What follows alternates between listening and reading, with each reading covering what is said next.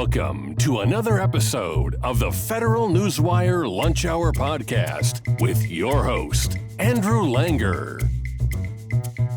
Well, hey there. Welcome to another episode of the Lunch Hour with Federal Newswire. I'm your host, Andrew Langer. So glad you can join us today. Remember, if you're watching us on our YouTube channel, you can take us with you wherever you want to go, listening to us on one of the many fine podcast platforms that are out there. If you're listening to us on one of those fine podcast platforms, you want to find out what's happening here in studio, check us out on our YouTube channel as well. Please subscribe, hit the like, hit the review button, leave a comment. And please, word of mouth is so vitally important. Let your friends and family members and your family members' friends know how much you are enjoying the lunch hour. Joining me today, a successful businessman, entrepreneur, and public servant, Jim Renacci served 4 terms in the U.S. House of Representatives, representing Ohio's 16th congressional district. During his time in Congress, he was a strong advocate for pro-growth policies, fiscal responsibility, and government accountability. We're going to talk about all of those things today. With a background in business long before entering politics, Congressman Renacci brought a real-world perspective to Washington, fighting for lower taxes, fewer regulations, and policies that empower hardworking Americans. Beyond Congress, he has continued his mission to promote free market solutions and common sense governance, remaining an influential voice in conservative politics both in Ohio and around the country on politics and economic policy. Congressman, so glad I can have you on today. We can all have you on today.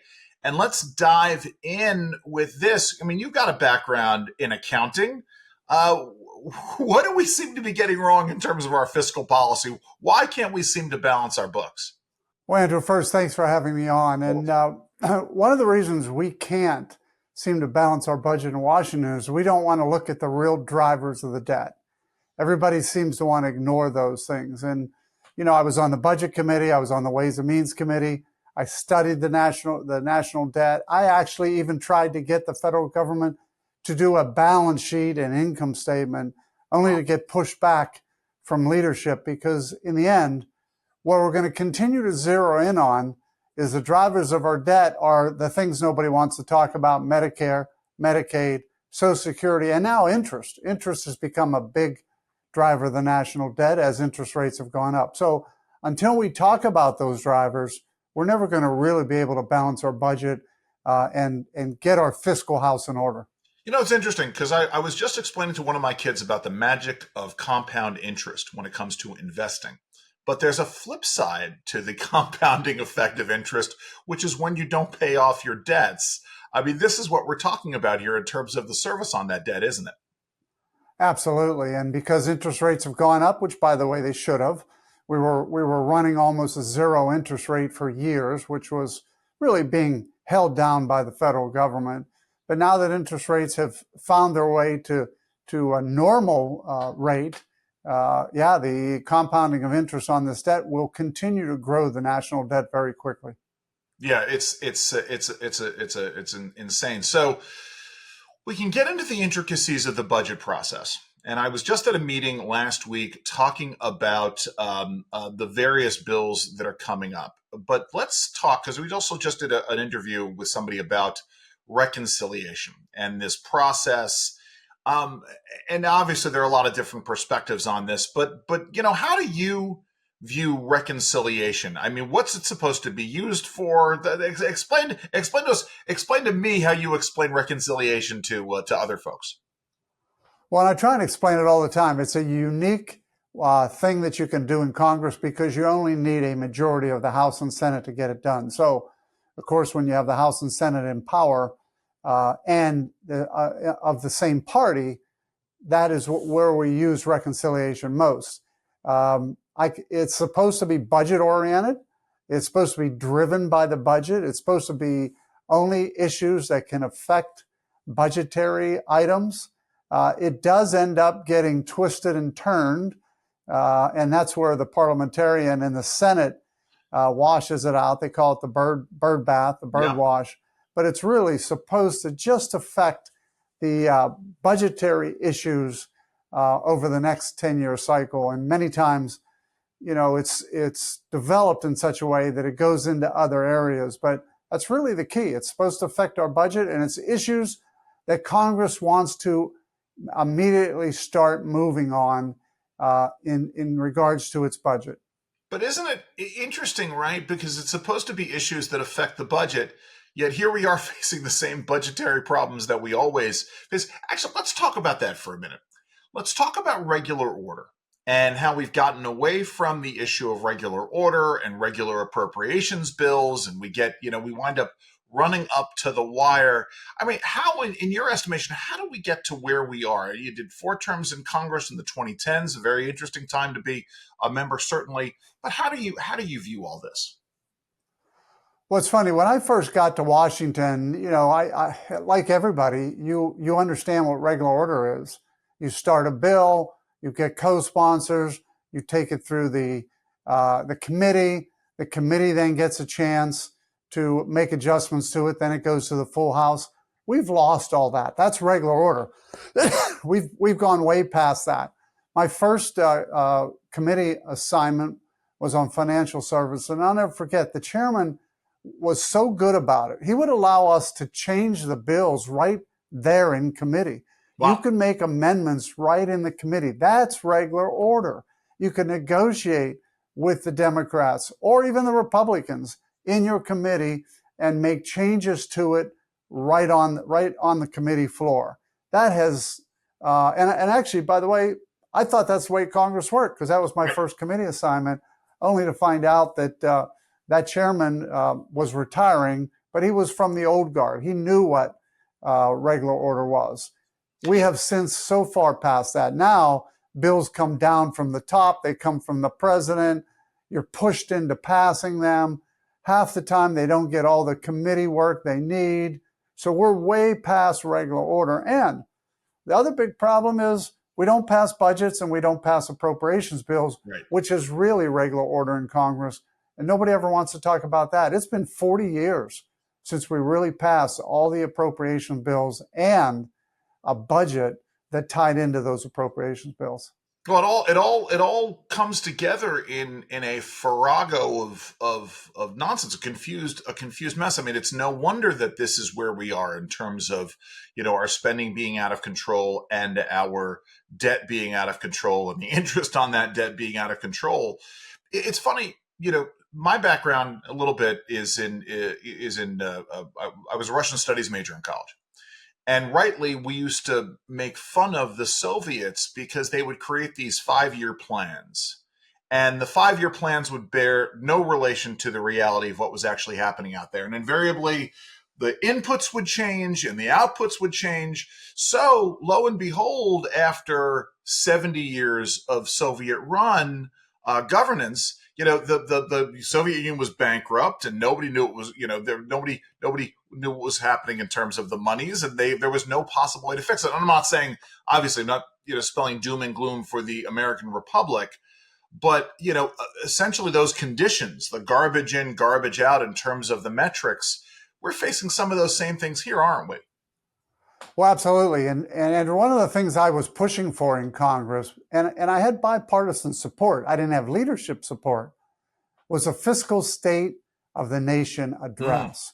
We get the president coming in and he does his State of the Union address, and that's great, talks about all positives and life moves on. But I always said that the Comptroller General should come before the House and Senate once a year and do a fiscal State of the Union address and explain why we're in a deficit. Now, the Comptroller General, when I served, and I think his term has since expired, I don't know if he's still the same individual, but he was appointed by Barack Obama. And I'll never forget, he came to our budget committee one time and said, within 20 years, we will be in a Greece-like situation. Now, this was a Democrat speaking to a Republican-led budgetary committee, and yet nobody was listening. I was listening, but nobody was. And I can tell you, the fiscal state address was totally thrown out by leadership. They did not want anybody going in front of Congress and explaining how we were fiscally going in the wrong direction. Well, this is what gets me, right? Because I did a radio interview this morning in which the host played what they call a talk back, where the listeners can talk back. And one of the listeners was unhappy that President Trump said that there might be some budgetary pains, monetary pain for people, as the conditions sort of change in the economy as we fix things. He was admitting that there might be some pain, and yet this critic of President Trump, well, that was evidence that Trump wasn't working, blah, blah, blah, blah, blah.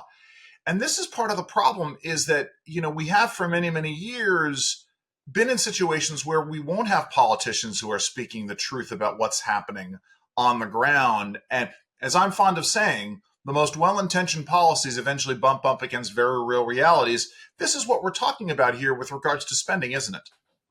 We certainly are. And when I heard the DOGE committee was coming into play, right, I thought, here we go again. Everybody knows the problems. And when they start talking about cutting trillions of dollars, but we're not going to touch Social Security, we're not going to touch Medicare, then I know that they're really just not going to get the job done. It's one of the reasons why, people forget. Ronald Reagan had a DOGE committee. It was just called something else. Yeah, we had somewhat of a DOGE committee when I first got to Washington as well. But we could not get members to agree that the drivers of the debt are these mandatory spendings that are just growing faster than anything else. And there's a reason for it.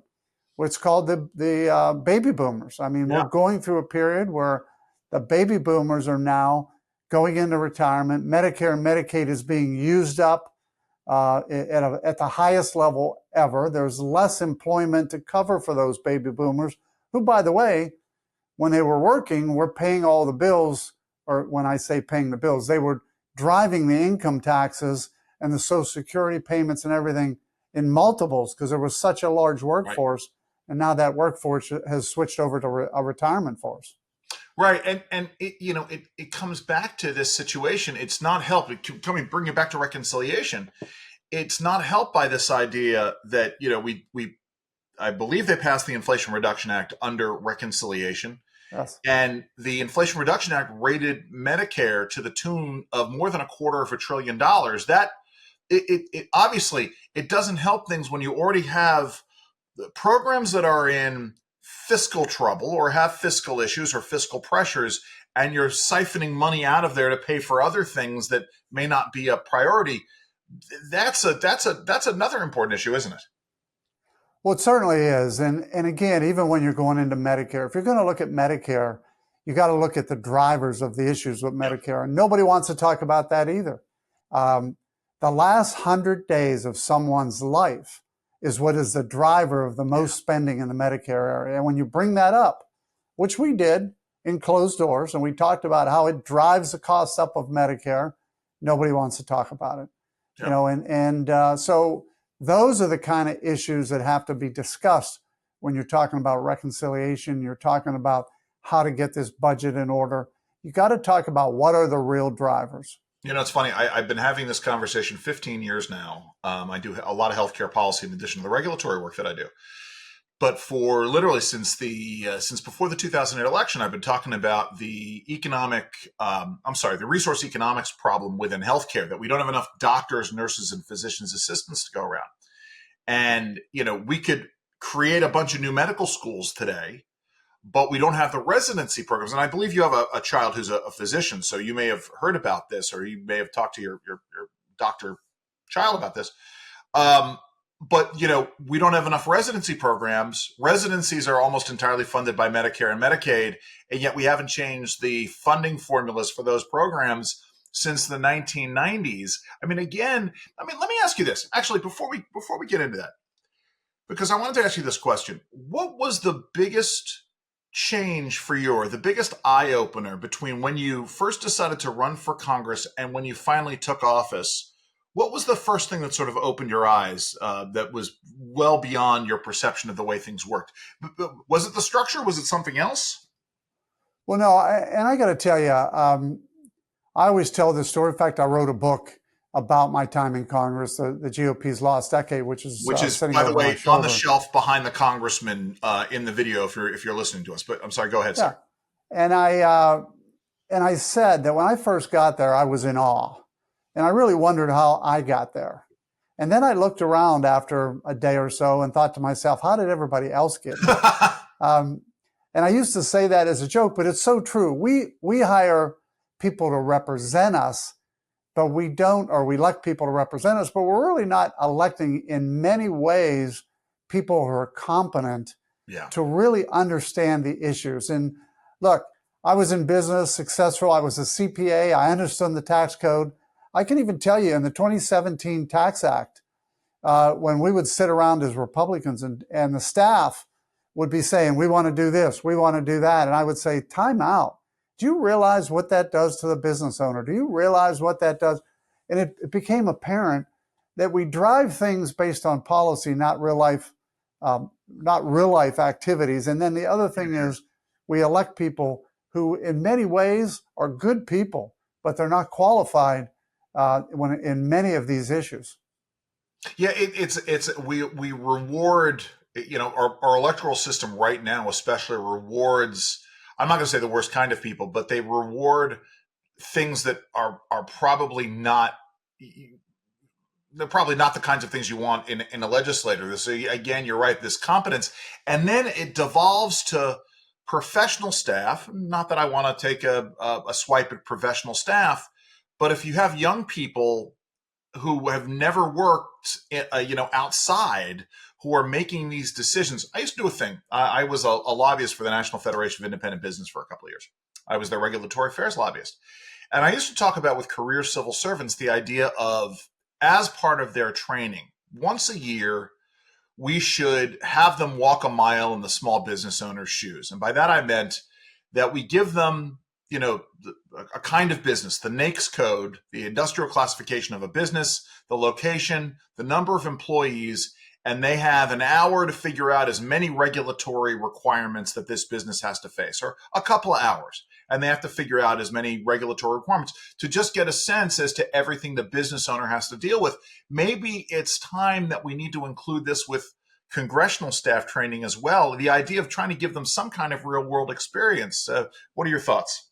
Well, look, I agree with you. They need real life experience. And I used to tell, when people come to me and say, I want to go into politics, what do you think is my best way of going? I said, go into the business world first. Yeah. I mean, if you really want to go into politics, don't go there first, because then what you do, as you just said, you only learn the ways of the person who's supervising you, who, by the way, probably had no real life business experience either. So, and we see that too often. So I don't know. I think interning, I think taking your staff into a small business would be a good idea. I just don't know if even a week or 2 weeks can do it. I think what you really need to see is a couple years experience as to what a small business has to go through, the ups, the downs. Andrew, I was telling somebody just this weekend, when I was building my business, there were days that I didn't sleep over the weekend because I was going to lose everything because of regulatory issues. Right. And I would have to figure out, okay, what am I going to do next? These are the things that a lot of legislators really don't ever have to experience, yet they go there and they make more rules. It's so funny. And I'll admit this on the air. Because I don't think anybody in my county is paying attention. But I saw on my Facebook, my Facebook feed came through, and someone said, "Hey, I just moved to XYZ county in Virginia, and it occurred. I just found out that I have to, apparently, even if I'm working from home, I'm not seeing clients. If I'm just doing stuff from my house, I have to get some kind of a license from the county." And it's little things like this that you sort of discover. And I've lived where I am for 10 years and I've never filed. And now I'm starting to get a little nervous about this. But I mean, these are the kinds of things that you don't get. Let's come back to the point that I was making about healthcare, though, and about these resources, because you're right. We need to do something about these things. I mean, what are you hearing? Do you talk to I think it's your son who's the doctor about this stuff. Where do you think we need to go with Medicare and Medicaid and these other non-discretionary spending areas? Well, look, Medicaid right now is this Medicaid expansion. Think about this. Why would a state care about how much they spend in Medicaid? I'm going to use Ohio as an example. For every dollar that Ohio spends in Medicaid, they get reimbursed by the federal government 90 cents. So when you go to, and Medicaid's one of the biggest budget items in Ohio's budget. So think about that. So if you go to the legislature in Ohio and say, hey, you really should cut Medicaid, they go, why?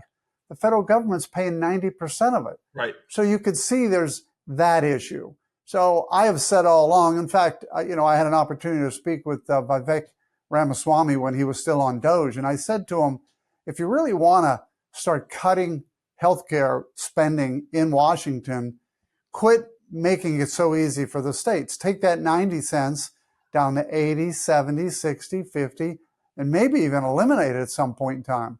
At the same time, pull back the regulations and let the states run on their own, force them. If you go back to the original history of our country, every state was supposed to be their own little entity, and the federal government was just supposed to protect them. It's changed drastically. So that's the Medicaid side. Medicare, look, you got a program that, and the numbers are pretty scary. The average couple pays in about $135,000 in their lifetime, and the average couple takes out about $350,000 in their lifetime. That's a system that is unsustainable. Right. But you got to look at that last 100 days. Everybody spends Medicare in their last 100 days. It becomes a very expensive program. Now, nobody wants their mom or their dad or their grandma or their grandpa to pass away, and everybody wants to spend as much money as they can to save them for another day. But I think if you look at the expense over the short term in their last 100 days, you're going to see that it's a gigantic expense that we at least need to look at and maybe come up with policy differences. Well, at the very least, yeah, we need to have these conversations. They're tough conversations. There's a corollary to my saying about the most well-intentioned policies eventually bump up against very real realities. My dad does a fair amount of this work as well, different way, and he simplified it for me. He says, Andrew, there are many roads to utopia. However, all must traverse the surface of the earth. We have to deal with reality as it is. We can't deal with it in a surrealistic fashion. So let's come back to this reconciliation process, because we had the failure of the cramnibus, the cromnibus. We got stuff coming up here. I mean, what are you looking at in terms of these spending bills to keep the government moving forward? Have you had any conversations with anybody up on the Hill about attempts to return to regular order? Where do we go from here? Well, look, every time I talk to people up on the Hill, they'd love to get back to regular order, but the system is so broken that it's a top-down system. And you always hear about the speaker is going to be introducing a bill. The president wants this bill passed. The Senate leader is going to, introduce a bill. It really should be an individual working the system right now, but you don't see that. Like, if you really wanted to get something passed, the way it should work is you take a bill and you walk around to every office and try and get 218 votes. Yeah. But we don't do that. We get staff in the leadership's office who writes the bills, sends it down to Congress, and then tries to pass it in 3 days, which is another ridiculous thing. Andrew, I never voted for a bill that was thrown at me where I couldn't read it. Sure. And my answer always was, when I was in business, I would never sign a contract without reading it. Right. Right. And they don't look at it in a contracting fashion. We worked on this in the early 2010s about trying to get that period. I mean, obviously, we know that nobody had read through the entire cramnibus, before that was put out this last go around. Let's shift gears, talk about some fun things before I let you go. Normally, I talk to the folks that I interview about their outside interests, and I want to get to some more specific ones. But, some of your business interests have been really fascinating.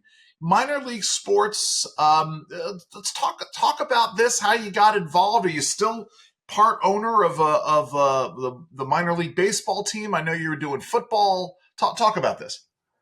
Yeah, so I got to admit, this country gave me a lot of opportunity. I was a kid with nothing, started my first business with a couple $100, got a bank to agree to give me a loan, which really helped me take off. But I was always getting involved in businesses, and I loved different businesses. So sports was really interesting to me. I was a big sports enthusiast, and I always said that I wanted to get involved in sports. And I got to tell you, my first business ventures was all healthcare.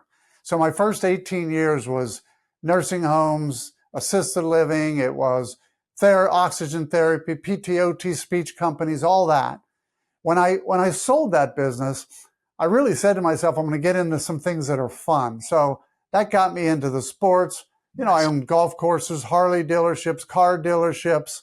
I actually had restaurants and bars, and I had 2 sports teams. So I changed my whole business entrepreneurship into entertainment and fun, which was really another great experience for me. But so do you have a preference between the football and the baseball? You love them both? I mean, well, when it comes to investing, I always like ones that get a better return. Sure. And let's face it, the baseball was a better return than the Arena Football League. But the Arena Football League, we were hoping to make it one of the 5th leagues in the country, and we were almost there. But again, economics got in the way, and that's when the league had to shut down, basically because the salaries just outpaced our ability to make any money. So again, economics, whether it's in the government or in business, if you're not watching, they will get in your way. Yeah, reality has a way of intruding in ways that you might not want. And it's so funny because I've got a daughter who, you know, we were not a big sports family. I mean, we were somewhat, but you know, she is a huge fan of minor league baseball. So it's always fun to get out to the ballpark with her and just sit. It's, you know, it's an afternoon. I mean, obviously, arena football is great as well. So, you know, in terms of this, I mean, when you're not doing business, I like to ask my guests what some of their outside interests were. Let me preface this by saying, at one point, I had contemplated doing a podcast purely called Outside Interests, which was talking to folks who were in politics and policy about their things that have nothing to do with politics and policy. So when you're not doing this, when you're not doing your work, well, how are you enjoying your leisure time? Well, look, I love golf, and I love to get out, and if I can play golf every day of the week, I would, except my body doesn't allow me to do that. Sure. And I say that from a exercise perspective, because I do believe in exercise as well. I love to run, love to get on the track, get on the treadmill, but I use golf as an exercise as well. I don't use it as a prolonged 4-hour, you know, I try and get out there, get some exercise, hit the ball, play a good game, and then get it over with as well. I ruptured my Achilles tendon back in April, and if anything, it has actually improved my golf swing. So I like getting out there with my brothers and friends, but I'm not very good. Actually, and before I let you go, tell us about the book, where it's available. I'm sorry. I apologize for not having touted that at the top of the show, but tell us about the book. Well, look, I wrote the book as soon as I got out of Congress, and I called it the GOP's Lost Decade because I basically ran for office and was there for 8 years. So for an entire decade, Republicans actually had control of Washington. We had the House, we had the Senate, we even had the presidency, and we didn't get very much accomplished. Now, Republicans get mad at me when I say that, but I talk about it in the book. Yeah, we got the tax cut and jobs bill done, but because we got that through reconciliation. If it wasn't for reconciliation, we wouldn't have got that. And what people don't understand is we tried to get another reconciliation bill through, and it didn't make it. Right. So the book really talks about it. It's the GOP's Lost Decade. You can find it on Amazon, and it really talks about my time in Congress, the good, the bad. Some of the things that are in the book are just interesting, like my first experience with at that time Representative LaTourette, where he basically, I'm not in Congress more than 5 days, and he says to me, he asked me to come over his office, and he says to me, Renacci, can you accept betrayal from your closest friends? And I go, what are you talking about? And he said, no, I'm asking you a question. I want you to answer. And I go, absolutely not. He goes, well, you won't like it down here. And I put that in a book. There you go. No, you were about to say, I didn't want to interrupt you. Your thought here. But I talk about that. I talk about bipartisan relationships. I think that's important too. Look, I had 1 year, 2012, where every bill that I submitted, and many of them got passed, were bipartisan. I had to work at it. I had to remove some things I wanted, but I still was able to get those things done. So I'm proud of those things, but we don't do that anymore. From 2012 on, it became bad if you were seen with a Republican or Democrat. I was one of the first Republicans that went to the Democrat club with some Democrats. Now, that doesn't mean I agreed with them, but I could tell you can at least have some fun with them. You can even laugh at them every once in a while. But that was the part of Washington that I missed, because I did have some friends on both sides of the aisle, even though we didn't agree in many things when it came to policy. We agreed on enough things that we could sit down and have a beer and watch a game at either the Republican club or the Democrat club. It becomes very hard to solve problems if the people you need to have a conversation to solve the problem with won't have a conversation with you, or worse, if they will have a conversation with you, but then everybody around you or around the conversation is gonna talk negatively about it. That we are hard pressed. We would not be a nation. You're a scholar of history. We would not be a nation were it not for the various compromises. And of course, the fact that our founding fathers did compromise on a few key things, that makes it even worse in the eyes of some folks, doesn't it? It absolutely does. And it's gotten worse. And I will tell you, the TV, the social media has changed it, because everybody's looking now for that show horse point. I was always told you have show horses and work horses. Right. And people started to realize in Washington, I talk about that in a book too, that you don't have to do anything, but you could raise a lot of money just by getting on TV and making a few outlandish comments. And you're seeing that many of the extremes on the left and the right do raise a lot of money by saying extreme things, but they're never if you were able to go into the room where the committee's working, most of the time they're not even in their committee or working on their committee assignments. Isn't it interesting? Just sort of take it back and stick a pin in everything we've been talking about. Because we started off by talking about essentially the democratization of Congress and how it used to be that you could, in the first committee, the finance committee, when you were on it, that you could, everybody would introduce legislation, everybody could introduce amendments, but the messaging all came from the top, right? If you wanted to get on TV, you had to essentially go through leadership, unless you're talking about local media, but set that all aside. Now it's flipped. Now the legislative priorities and the legislation itself all comes from the top, while the messaging is democratized. And that, I don't think, is an improvement, is it? Absolutely not. You're exactly right. That's why the American people don't realize that the system can't work based on the system we have today. And it's going to be tough. I mean, let's face it. We were talking about reconciliation. We had a 29-seat majority. We had a very tough time getting things passed. The current speaker is going to have a 2-seat majority at the end of this week. And he's going to have, as tough as it was for a 29-seat majority, it's going to be impossible for a 2-seat majority, which, by the way, I saw even the reconciliation rules that are supposed to come out of the budget committee aren't going to happen this week. They're going to get pushed off. So things are already getting pushed off because there's very little room for compromise, and you only have a 2-seat majority. There you go. Well, Congressman Renacci, how do folks find out more about the good work that you're doing? How do they find the book? You can go to jimrenacci.com, JIMRENACCI.com. You can see that I'm doing some podcasts. I'm doing some media around the country. You can see all that on my website.